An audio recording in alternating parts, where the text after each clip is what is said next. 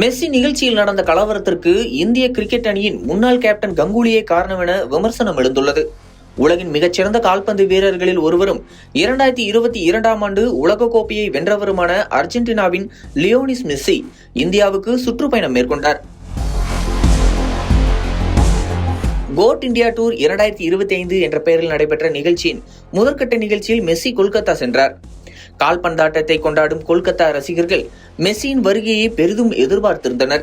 இதற்கேற்ப கடந்த டிசம்பர் 13ஆம் தேதி கொல்கத்தாவின் புகழ்பெற்ற சால்ட் லேக் மைதானத்தில் மெஸ்ஸியை காண ஏற்பாடு செய்யப்பட்டிருந்தது. மைதானத்திற்கு வரும் ரசிகர்களிடம் 4500 ரூபாய் முதல் 12000 ரூபாய் வரை கட்டணமாக வசூல் செய்யப்பட்டிருந்தது. பெரிதும் எதிர்பார்க்கப்பட்ட இந்த நிகழ்ச்சியில் மெஸ்ஸியை காண சுமார் 1 லட்சம் ரசிகர்கள் கட்டணம் செலுத்தி மைதானத்தில் குவிந்தனர். ஆனால் மைதானத்தில் இருந்த பாதுகாப்பு காரணங்களால் 10 நிமிடங்களில் மெஸ்ஸி வெளியேறினார். மெஸ்ஸியை காண காத்திருந்த ஏராளமான ரசிகர்கள் இந்த ஏமாற்றத்தை தாங்கிக் கொள்ள முடியாமல் வன்முறையில் ஈடுபட்டனர்.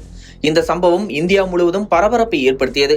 இந்த மோசமான நிகழ்ச்சி ஏற்பாட்டிற்கு சௌரவ் கங்குலி தான் காரணம் என்றும் அவர்தான் இந்த நிகழ்ச்சியின் இடைத்தரகராக செயல்பட்டார் என்றும் கொல்கத்தாவை சேர்ந்த அர்ஜென்டினா கால்பந்து அணியின் ரசிகர் மன்ற தலைவர் உத்தம் சாஹா குற்றம் சாட்டியிருந்தார். இதனால் அதிர்ச்சியடைந்த கங்குலி உத்தம் சாஹா தன் நற்பெயருக்கு களங்கம் விளைவிக்கும் வகையில் பொய் குற்றச்சாட்டுகளை பரப்புகிறார் என்று விமர்சித்தார். இதற்காக 50 கோடி ரூபாய் கேட்டு மான நஷ்ட வழக்கை தொடர்ந்துள்ளார். இதனிடையே உத்தம் சாஹாவிடம் ஏ நிறுவனம் இதுகுறித்து கேள்வி எழுப்பியது.